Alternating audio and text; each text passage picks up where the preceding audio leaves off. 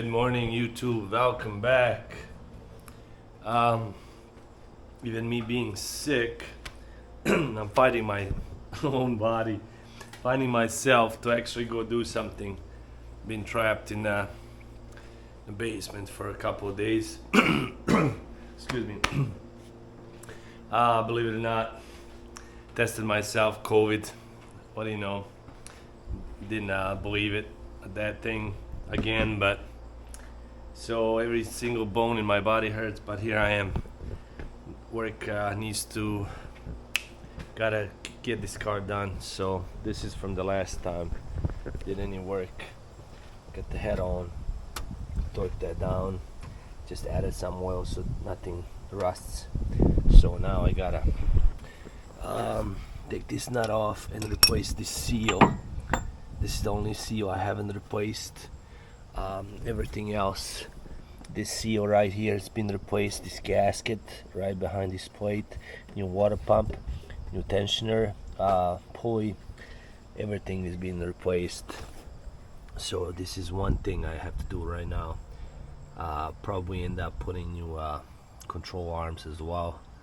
I don't know yet. I'll see the condition of it. But yeah, can't even talk.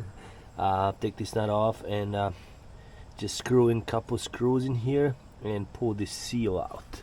So that's what I'm gonna do right now.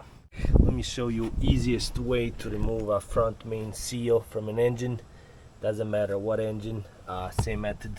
All you need is a couple drywall screws, screw gun, pliers, and here we go. Just set up my camera. That I gotta screw these right in here.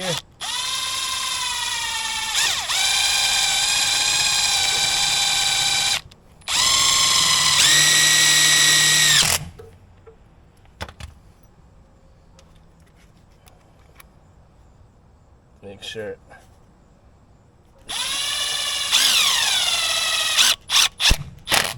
Alright, what gotta do now is just pull it. Sometimes it can be stubborn, sometimes it comes out right away. I got the front main seal out, got the new one in, and let me show you how that's done. Just, there you go. 36 deep socket. Usually it's not deep enough.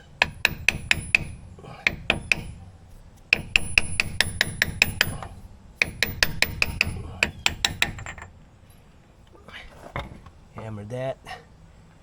Matter of fact, it's bigger than 36, but 36 will do job.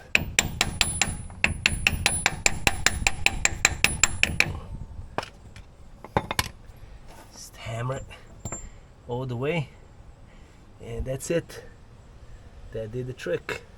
So I decided to put new spark plugs, brand new spark plugs. There's a lot of brands out there.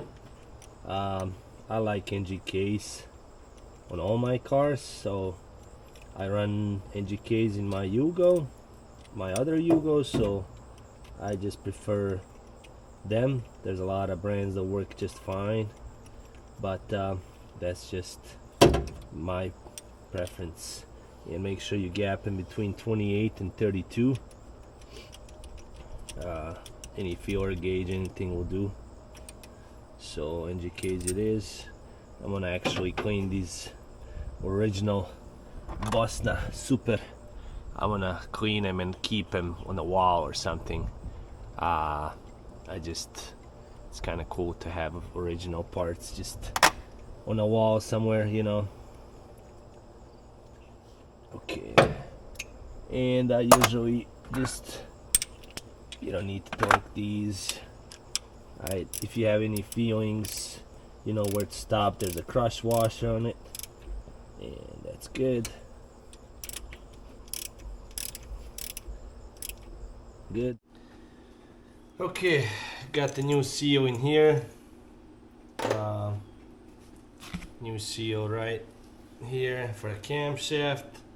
Now it's time to put the camshaft in. This is the camshaft box, whatever they call it. Make sure you put assembly lube inside these lobes, and this is a low mile camshaft, so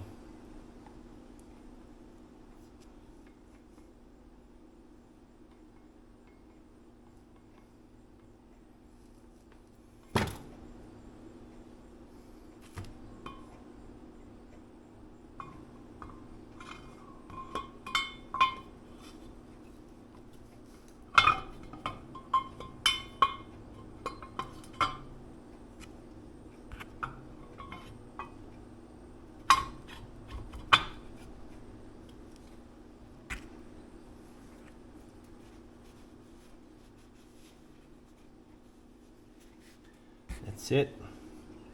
It's inside, lubed up.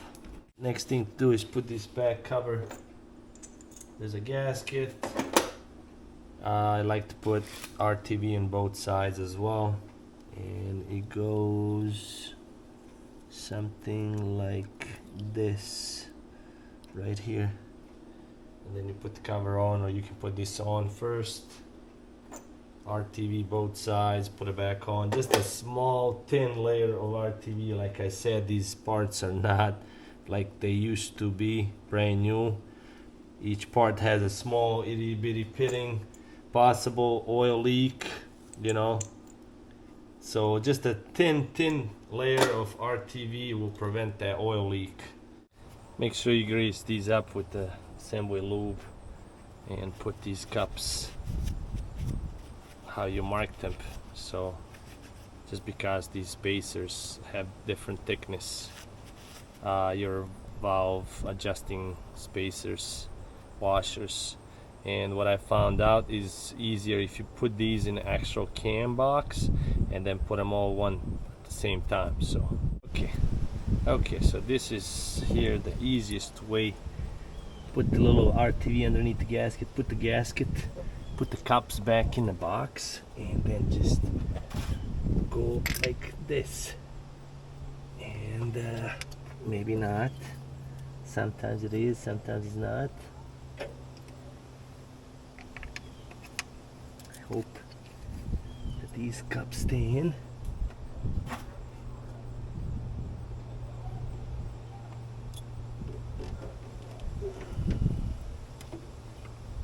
They're all lined up. Now you can put the bolts back in and start. Make sure your pistons are kind of in the middle, none of them are on top, dead center, and start screwing this box down. I gotta look at my pictures to see where the 3 bolts that hold the cables. I've done it many times where you put it down and then you forget. Alright, so the short one, this one goes here, then you got the regular one, and then you have this one that holds the hose, and one more next to it, and then the rest is just the regular. This is what I mean. Sometimes I forget where they go and then nothing matches up. So these are torqued down to 14 foot-pounds, but I like to get them close with my little impact lowest setting, just things line up, and then you can torque them down.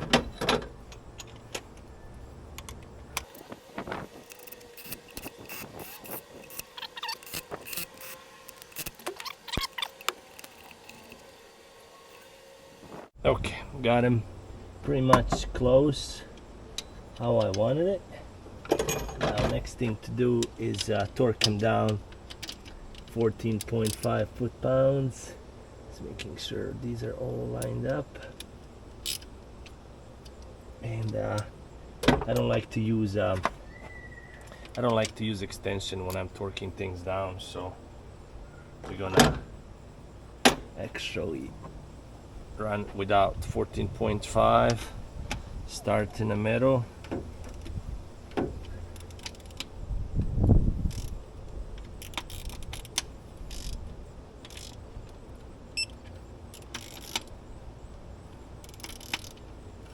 Get them kind of close.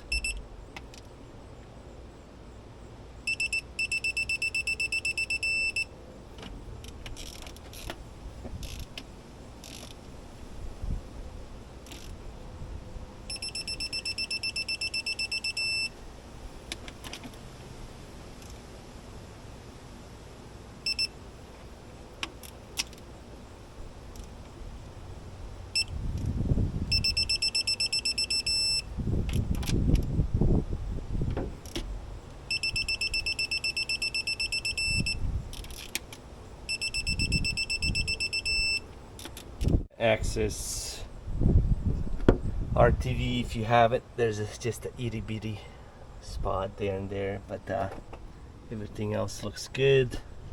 All nice and tight. I can put some more assembly lube right down there and spin that camshaft a few times, yeah, I can put the valve cover back in. Got the gear back on, camshaft sprocket, and now I'm just spinning that camshaft, making sure everything is good. As you can see, I lube the heck out of everything, just because those first seconds is gonna be crucial. And this way I'm actually checking to see if all the valves get up and go down how they're supposed to. Cups go back up. That's good. That's it. Now I can actually put that valve cover back in. Make sure you torque that down, put some Loctite in it, and we're good to go. I can actually put the timing belt next. Okay, I got the new gasket on, and for this next step you do not need a torque wrench. You just need a 1/4 inch ratchet extension, 10mm socket, and you just kind of need to have a feeling when is enough. Does not need much torque at all. Once the gasket starts, you know, like it wants to come out from underneath, you just stop, go all the way around. There's not much torque that it needs to be, and that's it. I get this question all the time: how do you set up a timing on a YUGO? Okay, so I'm gonna show you this quick. There's not much to it. So there's a little dot right here on the crankshaft sprocket. There's that little piece on the front cover. Let me get my screwdriver. Okay, you see this little dot? This dot right here, and this is supposed to line up on the front cover. Front cover dot, number one tops, number one spark plug. Take that out, put the long screwdriver in, and watch. You can just start spinning this till this screwdriver goes all the way on top, and once it starts going down, back it up and watch what that screwdriver stops. That's it. And also there's a plug on top of the transmission. There's a little dot. I can put my camera in there. There's a little dot right in there on that flywheel.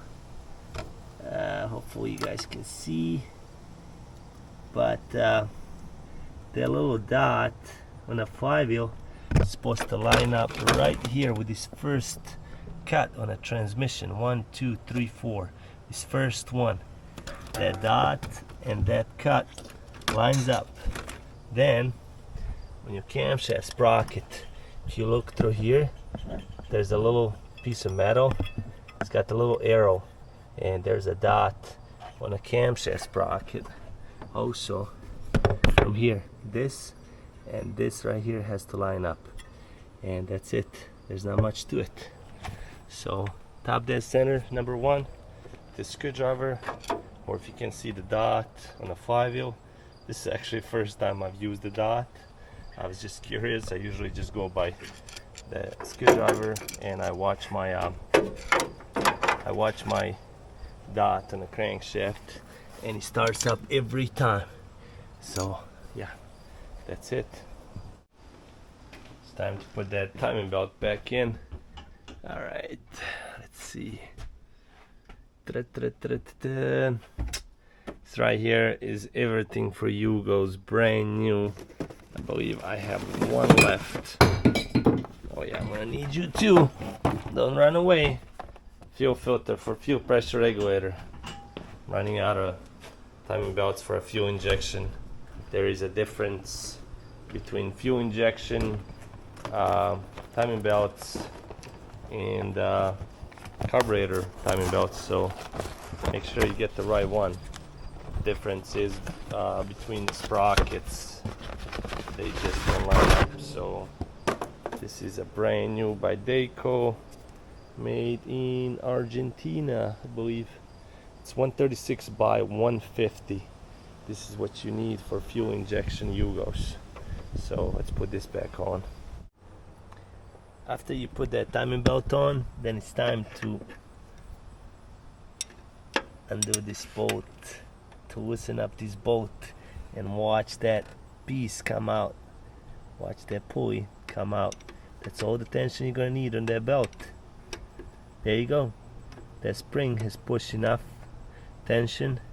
Now just tighten it up just a little bit. Spin that engine few revolutions and check again. Loosen it up a couple times, and then you just gotta tighten it, and that's it.